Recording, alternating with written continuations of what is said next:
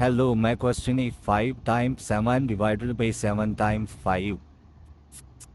5 times 7 is equal to 35 and 7 times 5 it is also equal to 35. 35 divided by 35 is 1, but 1 is not our answer. So we have to move from left to right. 5 times 7 is equal to 35. It's okay. Divided by 7 times 5. Now again we have to move from left to right. 35 divided by 7 will be equal to 5 times 5.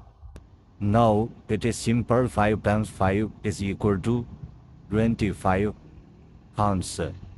Thank you.